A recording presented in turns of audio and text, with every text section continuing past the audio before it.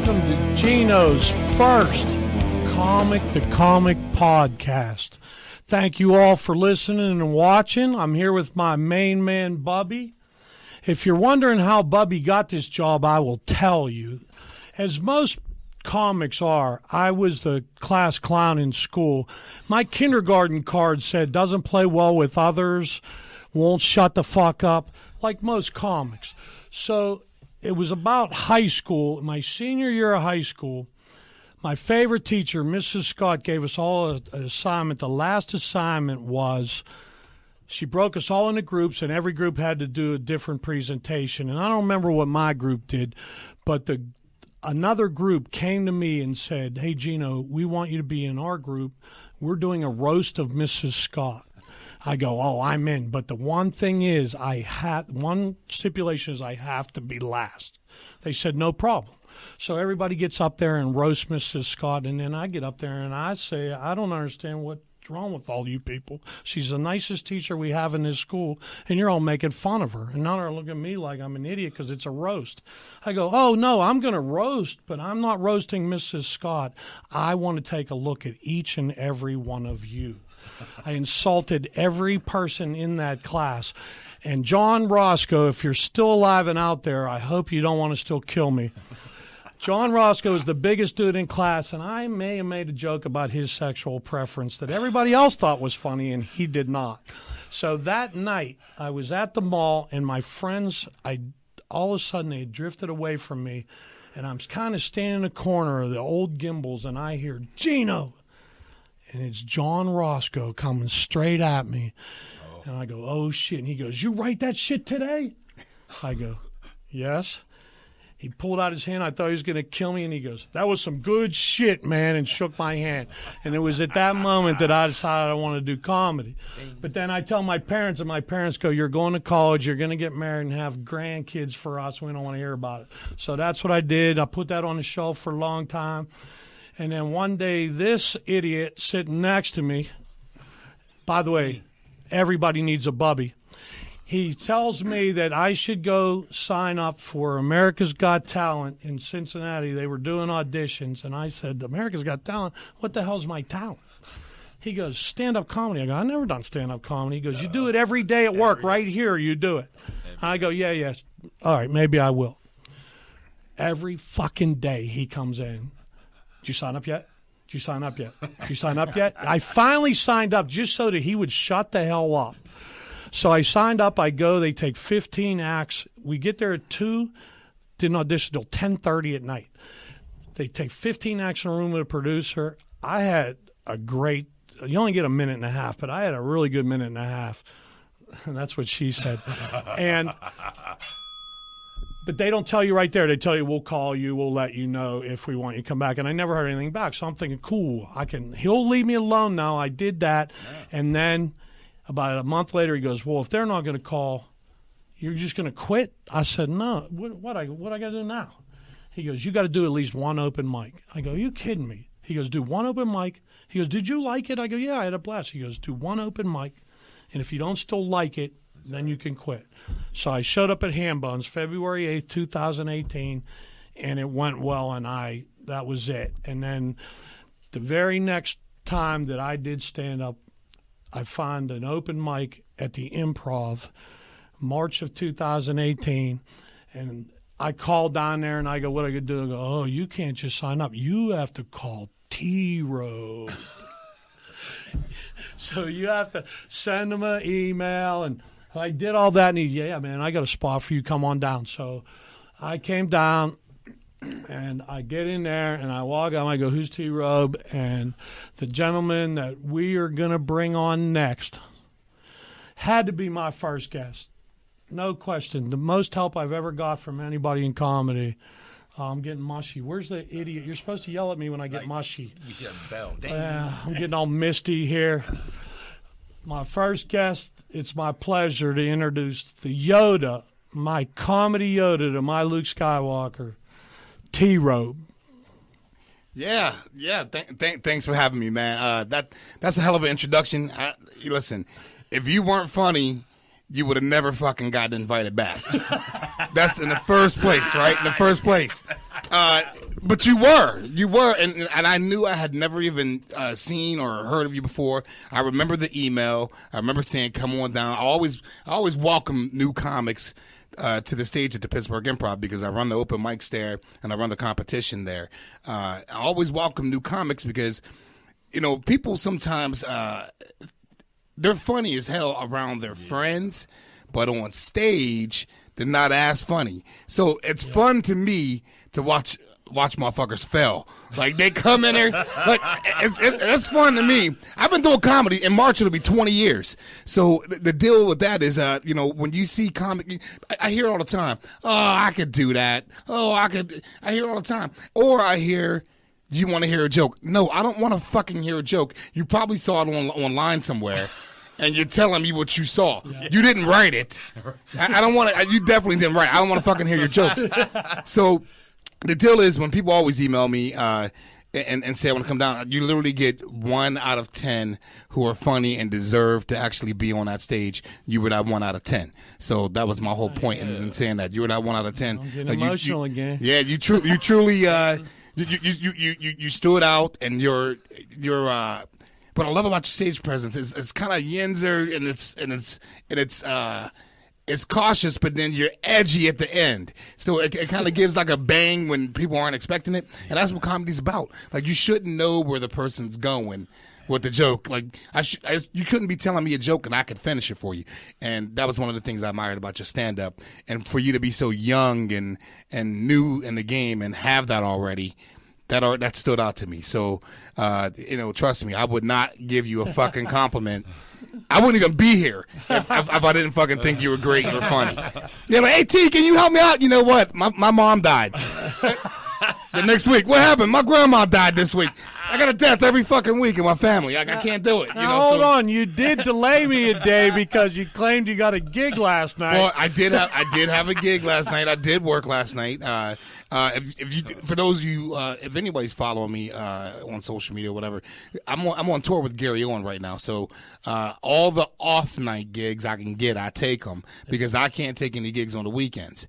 So it's one of those things now where I'm just happy to get booked. Yeah. So, hey, but I'm here now. I'm a day late, dollar short, but I'm here. So he says to me, hey, can we put it a day later? And I go, no problem. And he goes, thanks for being understanding. And I go, no problem. But if you ain't there Thursday, I'm showing up at your fucking house and we're doing a podcast. And he sent me back and said, you don't know where I lived. I moved. I just moved. What he forgets is we're all struggling comics right now.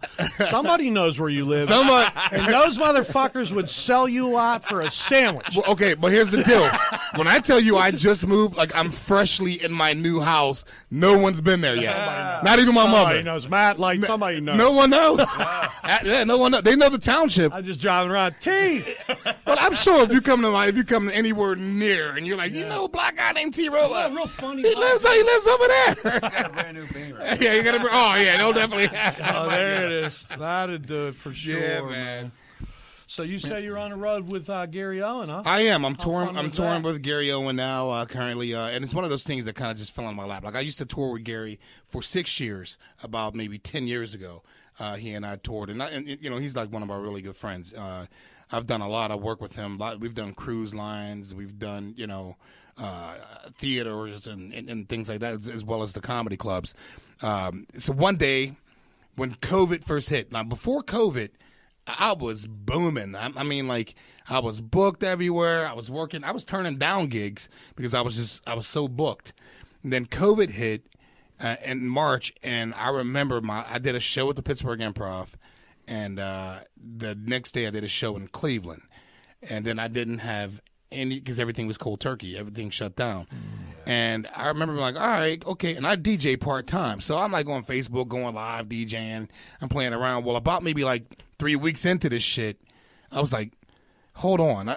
I might forget my jokes. I might like, what the fuck's going on? Like, there's enough of this. Like, now comedy is one of those things that if you're not on stage constantly, you can't get better. Like, you have to be on stage a lot. So that's why I try and tell younger comics, hey, what can I do to get better? Go to more open mics as much as you possibly do 2-3 different ones a week because you'll get better. You're not going to. It's not going to hurt you. But some guys, and I'm not naming names, but I know some comics in the area who, they'll do the open mic at the Pittsburgh Improv once a month, and that's all they're ever doing. They're not because they don't want to go to the shithole bars. That builds character. When you go to these bars and there's like 4 people on a whole bar and 3 of them ain't there for the show. They ain't even there for the show. They're just there to drink and when they want to watch the game, and you're bothering them by talking. Yes. So that builds character. I mean, I always say you're a hell of a comic when you can make someone laugh that didn't come to see comedy. So in those bars, when you got those 5 or 6 people who don't give a fuck about your show, but you get on stage and you make them laugh anyways. Yeah. Now they're interested. Hey, when's the next one? When can I see you again? You coming back next week? You got that. You created a fan. You also gave yourself a little bit more character. You give yourself a little bit more confidence. Comedy is, I always say, it's 100% confidence. If you tell a joke with a question mark at the end of it, like why the fuck would I laugh at that if you don't believe in it? You told it with a question mark. Tell it with an exclamation point. Now you sold me the joke. You know what I mean? So that's how I feel about it. I mean, do you remember when you did that? So I'm in the Matt Light has that March Madness contest. Yeah. I don't remember who I was up against, but whoever I was up against, I was really good. Uh-huh. And I thought I had a good set, but you never know. I don't know how many people he brought, right? So I was a little nervous when they announced it, and they announced that I made it through. And so we're standing on the stage. They have all the winners stand on stage, and Matt's saying to everybody. And after I was over, Robe walks by me, and I said, man, I wasn't really sure. Like, I didn't know if I beat that dude or not. And do you remember this? He poked me in the chest and said, "No, you're great. Yeah. No, you're great," and walked away. And I went, "Holy shit! I'll never say that to him again." Here's the thing. That goes back to the question mark, right? So if you don't think you're good, why the fuck should I? Right. How dare you tell me, hey man, I don't know if dude. Yeah. Like I don't give a fuck what it is you do in life. If you suck dicks, suck the fuck out of a dick. That's right. Do it good. You better swallow. I want my balls shriveled up. All I that. can't suck dick as we talk. If I could, I'd be good at it. Whatever it is you do. I wish I could suck dick, but I can't do it. I always say that, but if you come to me and say, hey, man, I don't know. What do you think? Yeah. That means one or two things happen. You didn't give it your all, or you're not cocky enough to believe in yourself. And that's what I think comedy really is. I mean, you got to have that. You got to have that backbone. You got to have that. I'm not saying be a dick to your coworkers or your counterparts. I'm saying have enough confidence and belief in yourself that you don't even think about, I don't know. No, I went up there and I was balls to the wall with my jokes.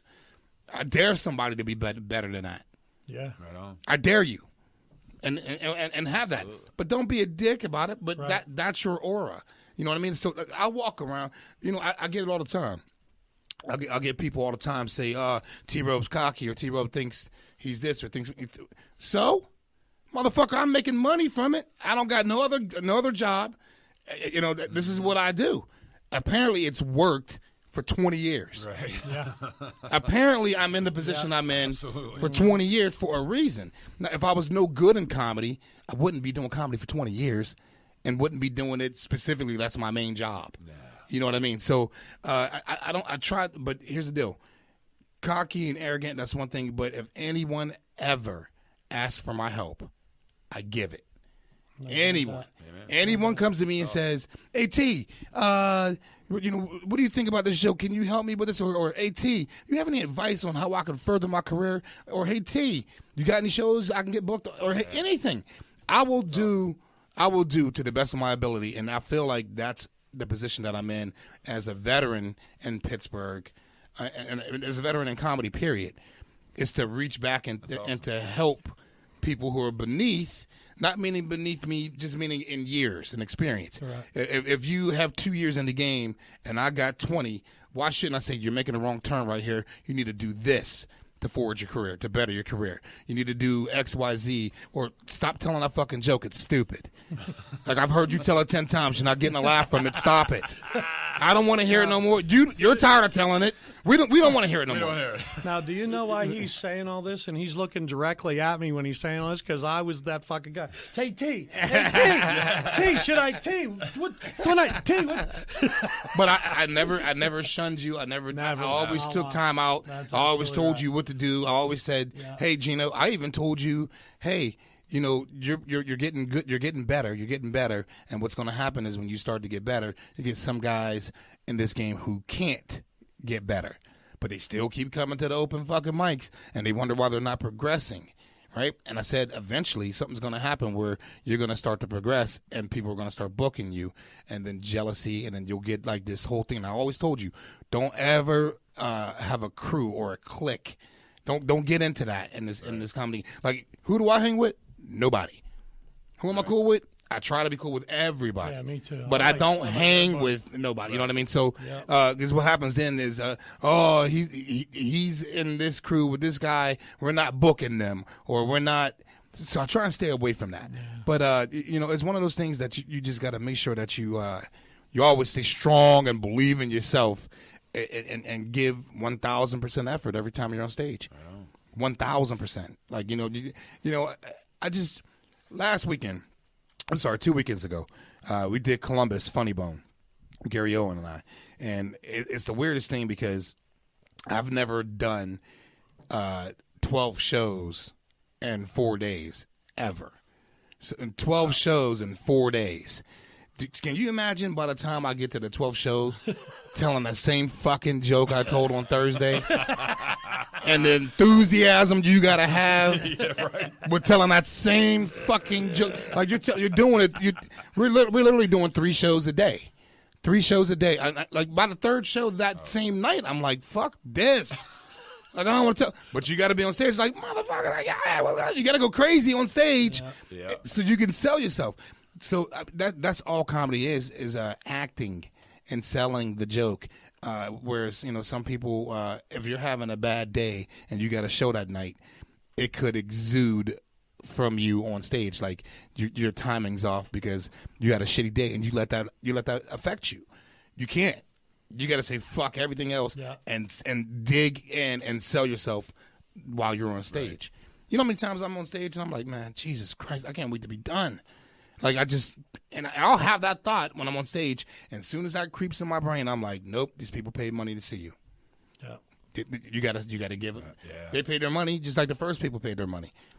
They just paid their money earlier. The first people, you know what I mean. So you still gotta sell it to them. You gotta give it to them, and that's all I'll try and do, man. Every time I'm on stage, is go as hard as I can. That's awesome. Yep. Yeah, I'm still so new that I'm still wired up every time every show I do. I get fired for an open mic. Yeah.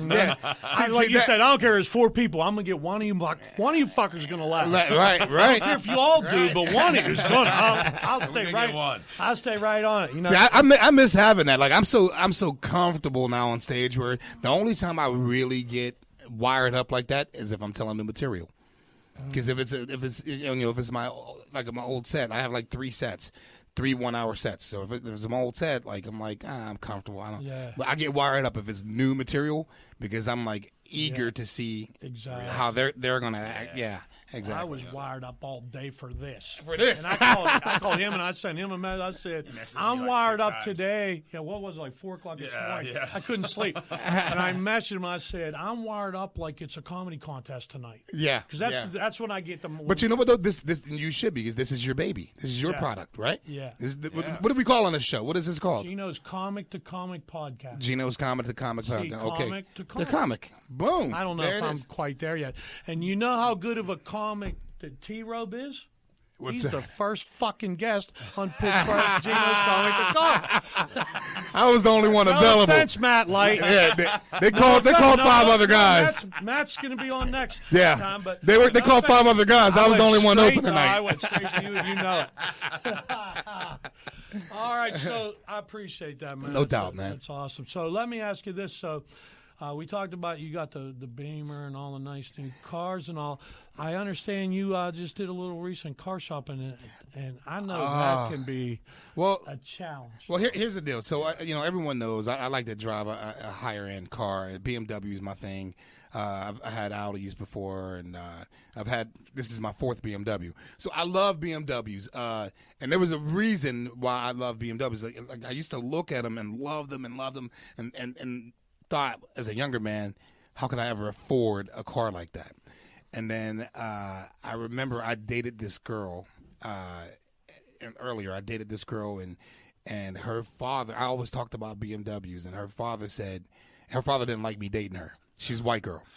I love dating her. Didn't stop you. Yeah, no, it didn't stop me. And Married to a white it just made it worse on her. You know? I used to go balls deep in that bitch. I hope he fucking hears this. Yeah, we're gonna be editing that part. We're gonna edit that part out, Todd.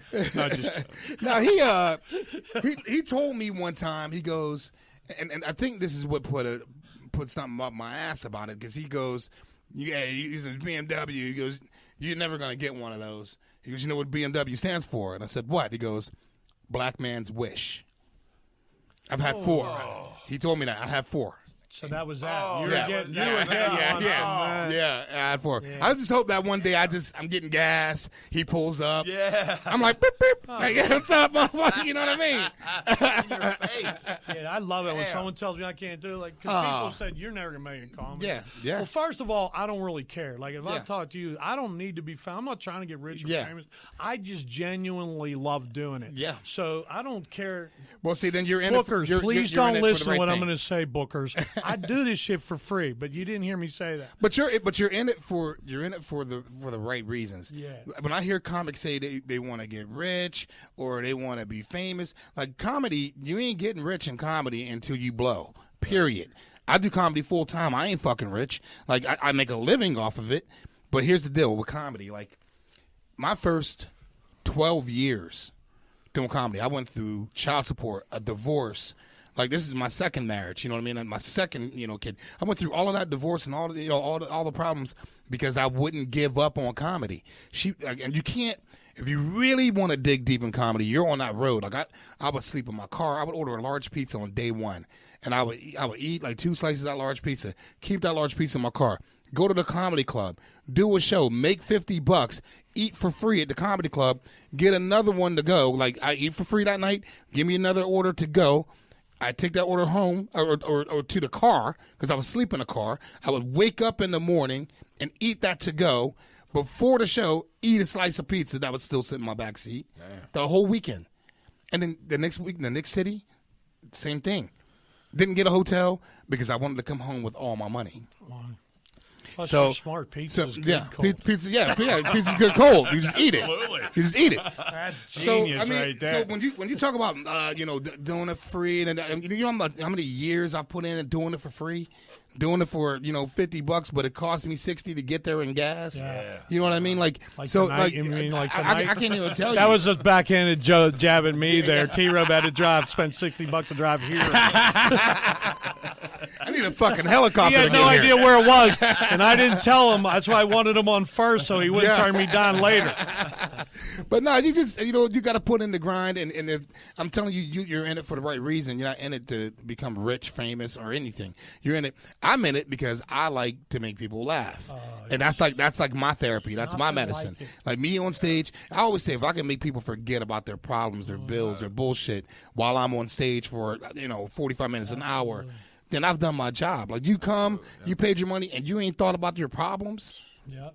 I did my job, and so I love that part of it. I've said that people that until you get up there and do it, the feeling that at least for me, that I get when people laugh when I'm on that stage, it's a high I've never experienced anywhere else. Yeah. It truly is. And then once you get to the point where, like, I don't know how many minutes you have right now, but if you get to the point where you're an hour, you do an hour, and you make people laugh for an hour, that's nothing. There's no. When I get off stage after I headline, for like the next 10 minutes, if someone says something to me, it goes in one ear and out the other, because I'm still going over how I could have said this better or done this better, because I'm still in my own head. So I need like 10 minutes to decompress after I get off stage from doing that long. So once you get to that and making people laugh that hard for that long, like, the feeling is. That gotta be unbelievable. It's amazing. Yeah. It's amazing feeling. So yeah, man. I mean, you're on the right path, and doing this thing here is because there's really no stage time right now. This is going to be your stage. This is where you fuck around and you're going to start being creative. To help other comics, and I could hang out with other comics. Yep. And so that's how I came up with the idea. And so the first call I made was to Todd because I don't know shit about. I mean, I just threw my flip phone away like 6 months ago.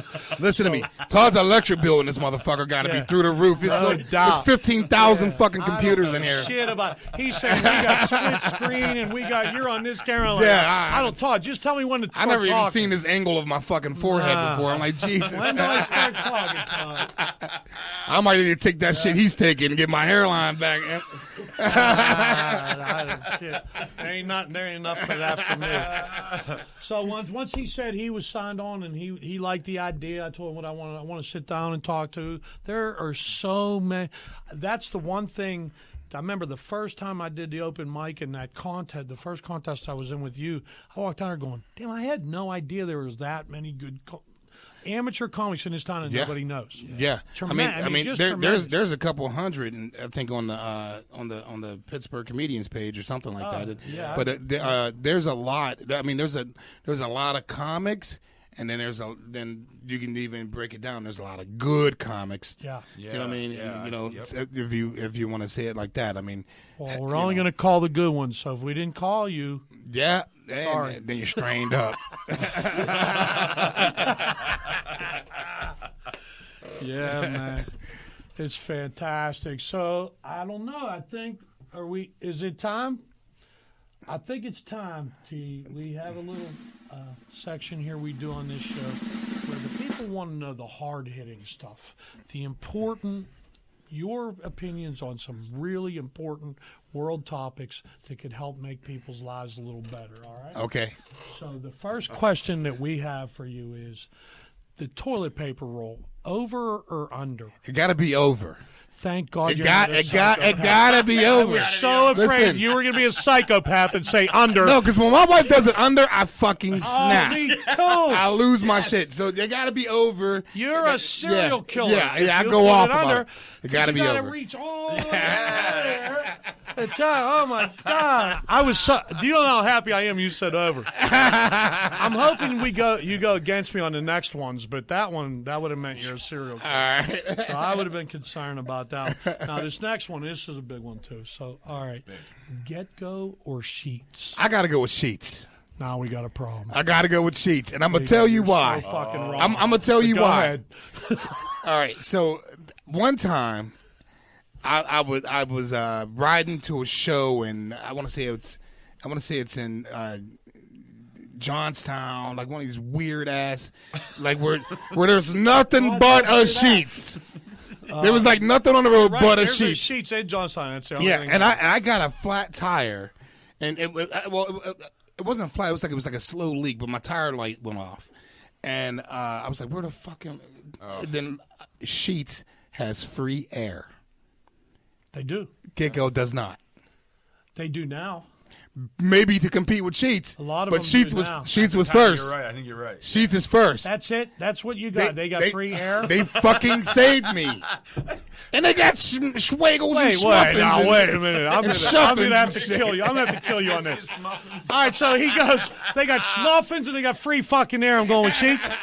What about the Pilgrim? The Pilgrim. But listen, I got one more thing about Sheets. Is he going to tell me he doesn't know what a Pilgrim? You do know what a Pilgrim is, right? No, what the fuck are you talking about? Oh, my God. I don't know if we can be friends anymore. Oh, I'm sorry. I don't know the term Pilgrim. The Pilgrim it's a sandwich you only get at Get-Go. Okay. It's on stuffing bread, so the bread tastes like stuffing. It's amazing. It's turkey, white American cheese, gravy, turkey gravy. What is this, Thanksgiving dinner and a sandwich? Thanksgiving on a bun. It's amazing. You can get it with or without cranberry and with or without tater tots. Now, is it good? It's amazing. No, it's not good. It's fucking amazing. Really? Oh my God! It's why you have to go get. I gotta go to Get-Go and try this. And if they got free air, they might win. If that air ain't free, I'm calling you. I think it's free. I fucking don't. I know. So I don't know that. Probably that one out in goddamn Penn Township don't have free air, but fucking Thanksgiving, if you aren't aware of this, Thanksgiving is by far my favorite day of the year. It's coming up. I do a countdown almost every other day. Yeah. How many days left? I have a counter on my phone for Thanksgiving when dinner is. Wow. Yeah, I love Thanksgiving. You have a big Thanksgiving dinner like with your family, like a big family? It's almost like someone came to me, T, and they said, we want you to invent a holiday. You invent it. You go ahead, do whatever you want. And I go, well, first we're going to need a lot of food. Yeah. I like mashed potatoes. We do ham at Easter. We'll do turkey. Yeah. And then we're going to need football. And I like NFL better than college. Yeah. That's just me. So give me Me two. too. You know what? Fuck that. Give me 3 NFL games. All day, all the food you can eat. Wait a minute, man. We're still missing something. I know. Let's have a parade to start the whole fucking thing off. And not just any little rinky-dink parade. We're going to shut down the whole goddamn New York City. Macy's. And have an 80-foot Garfield come down the street. And it takes 35 people just to work his tail. Holy it shit. is the best by far. So that's why. It's Pilgrim, good. It's all about the pilgrim. It's all about for the me. pilgrim. Okay, Yeah. I see. So, All right. Sorry we disagreed on that. We're probably going to disagree on this because everybody else I asked this went the opposite of me. But I've been different than everyone my whole life. So, lightsaber or machine gun? Okay, so first of all, I've never fucking seen a lightsaber.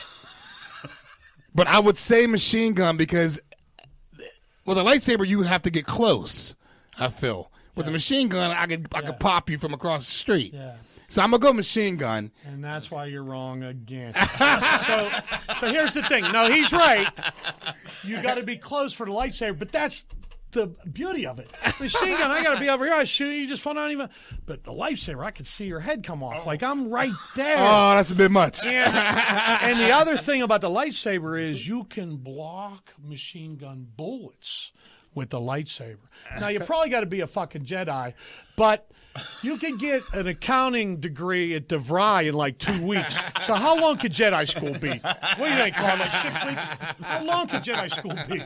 So you could block the machine gun bullets with it. Jedi school. I put, and right now, as he knows, people go, why the fuck are you coming out? Because I drive around a lot by myself in a van. Yeah. Not a white van with candy or chloroform. Well, maybe you shouldn't even say van. Yeah. It's a white unmarked van with candy and chloroform. See, I have a white vehicle I drive around in a lot. All right, so here's your next big question, and there's no wrong answer to this. If you were a condiment, what would you be? Salt. Salt. And That's I a condiment. can't- Hold on. I can't wait to hear the explanation for this. Why salt? I think everyone loves salt, You're right. but about at the that. end of the day, it'll kill you. Oh, that was an interesting twist there. That You was got a a little twist. deep Yeah, on oh, us. wow. Yeah, So like you said, now you don't know where he's going. I didn't see that So one. now Yeah. people ask me, and I say ketchup, and everybody expects me to say a more creative, like Miracle Whip or spicy mustard. Yeah. But the reason I would be ketchup is because ketchup is the whore of the condiment world. People put ketchup on mashed potatoes, corn on the cob, steak, and as you know, I'm a whore. I mean, when I say my bar's low, it's lying on the fucking ground. If she can't lift her foot up high enough to slide it over the bar, then I'm not doing it. But otherwise, I'm in. So I would be ketchup for sure. But I like that salt. I didn't know you wanted to kill people, but all right. Oh no, I Goes I with the don't. machine gun, didn't it? But here's the deal. I got don't beat want with the to. machine gun? I don't want to kill people, but I will. But Ah, I don't want to. Yeah, don't push me. I ain't a killer, but I'm don't push me. gonna, yeah. All right, and now, so the final question of this segment is, other than the 5 questions I'm asking you, what's the dumbest thing anyone's ever asked you? What? How do I make my money? What do I do for a living? I can't stand that because I can't stand that, and a lot of people don't know. Like so before the comedy, I was in real estate and had a lot of rental properties and things like that. So I was smart about money and how I moved and invested. And people were like, I moved into this new neighborhood and everyone knows. I tell it on stage. The guy comes up to me. He goes, "Hey man, you got a nice house. You got a nice car. You got an in-ground pool. You got a white wife. What do you do for a living?" I look him right in the eye. I'm like, I sell cocaine. Get the fuck out of here. Right? I hate when people ask me. Wait a minute. You sell cocaine? You're telling me this now? How long we been friends? It's a joke, I Gino. want a goddamn discount. It's salt, but I call it coke, right? Oh, that's where he's back to the salt again. No, but I hate that. I hate when people ask me too, yeah. based on how when I'm driving or who I'm married to or where I'm living. Right. I can't stand because that implies something else Right. to me. Yep. Yeah. So when people say, "What do you do for a living?" Like I cringe at that. But then when they find out what I do for a living, they Can I get tickets? yeah, get free tickets. Nobody wants to pay for the fucking thing. Then they got a joke to tell me. I don't want to fucking hear your jokes. I don't want to hear it. I guess I'm not telling him. I guess I'm not telling a new joke I wrote, Bub. So what I really thought you were going to say, because I told Bubby, I said I want to ask him because I was at the Improv one night when somebody that had never been to an open mic there, we were standing in the back, and they go, "So where's the stage?" I mean, the motherfucker's right there. Oh my goodness! I thought you were going to bring up this one time when I don't know if you were there. So this one time we were at an open mic, and this guy was on stage, and he was like just talking about not being gay and not liking gay things, right? And he was just like, "Oh yeah, when dudes are gay, like it weirds me out." And he was a comic, and so there was two gay guys in the audience, right? So this guy gets off stage, and I get on stage, and I'm like, "Give him a round of applause," and then the two dudes were like, "Boo, fuck him." I'm like, "What's?" I said, "What's going on?" And he was like, he was gay bashing. I was like, I didn't look at it like that, like he was gay bashing. I'm like, I'm not gay. I don't even want this fucking microphone this close to my mouth, right? And so I said that. Anyways, we move on to the next comic, right? I'm bringing up the next comic. I get off stage, the show's over. I'm in the back. I'm talking to the GM of the club, and the gay guy comes up and he goes, "I'm so fucking offended." He goes, and I said, "About what?" He goes, "Because you said you weren't gay." I said, I'm not. How can you be offended? Like you want me to be gay? Like I'm not gay. But he was so pissed that he said me and the other comedian gay bash. And I said, dude, I'm gonna tell you this. I said, if you feel offended, I apologize. He kept going, and I said, I'm gonna apologize to you one more time because apparently you didn't hear me the first time. I apologize. I didn't mean anything by it. I'm just not gay. More power to you if you are, right? He keeps going. I said, all right, dude, I told you I was done apologizing. Now I'm going to fucking kick your ass. Like, I'm going to fuck you up. He's like, where's the GM? I was like, he's right here. He was sitting right next to me listening to the whole thing. At the time, it was my buddy, Wentis, from the Pittsburgh Improv. He was the GM. And basically, Wentis was like, what are you looking for us to do? Like, it was a free show. Like, you can't get money back. Like what the fuck do you want? Get out of here.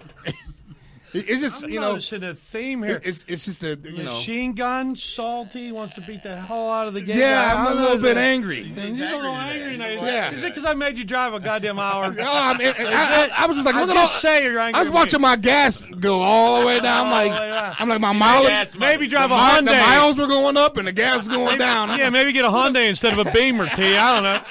It's just a thought. Better on gas. And that's way better than the dumbest thing anybody ever asked me was one of my first jobs, I sold furniture, and it was a furniture store, and it just opened. It was me and one other guy working, and furniture stores first thing there's nobody there. So this one woman walks in, and he's waiting on her, and the phone rings, and I answer the phone, and the guy goes, "Hey, I think my wife's here, and I need to talk to her." And I go, "Well, there's a woman here." He goes, "Is she brown hair? You describe her?" And I go, "Yeah, it's probably her."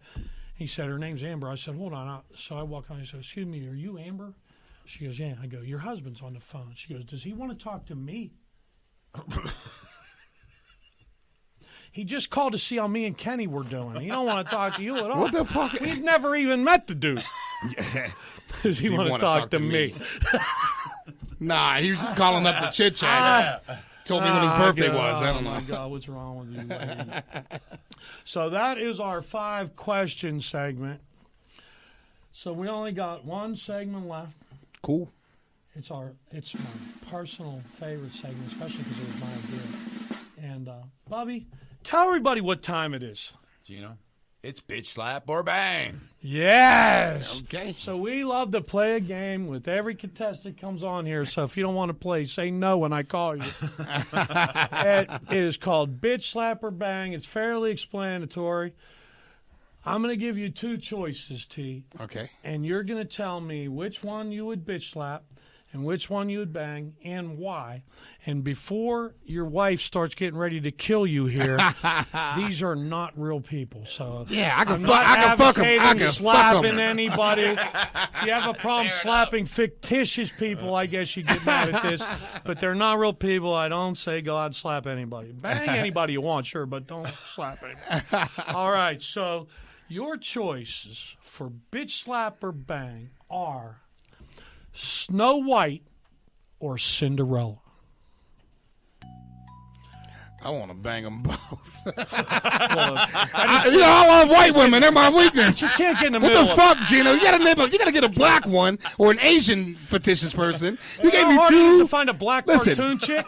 Here the deal is. You could have said fucking Pocahontas. There's one for you right there. Listen, Oh, you no, could I have. was trying to make it tough on you, and apparently it is. Look, you don't have an answer. You got two blonde bitches and said, "Do you is want a an easy- bitch slap or bang?" I want to bang them Easy both. question to you. I threw you. Bang bang. Which That's the one answer. You can't bang them. He wants to be in the middle of two cartoon chicks. Look, he went for my weakness, right? My weakness is white women and blonde white women. So like, Is this Snow White have dark hair? Yeah, Snow White's a brunette. all right, I'll bitch slap her then. There we go. You're bitch slapping Snow White and After banging I bang Cinderella. her. After I bang her, though. You're banging Cinderella Banging Cinderella. and bitch slapping Snow White. Yeah. And Well, you know what? you are- Let me take that back.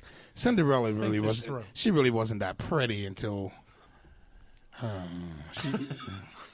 Yeah, I'm a bitch slap. I'm a bitch slap Cinderella, and I'm a bang Snow White. Oh, my God, thank you. Thank you. He almost went wrong, and I was going to have to jump all over. And if you're wondering why I think this is the easiest fucking one in the world is because Cinderella, you got to marry that bitch, and it got to Yeah. be dark out. And you got to be in a missionary position, and she ain't sucking dick. That's for damn sure. She don't even got her shoe game together.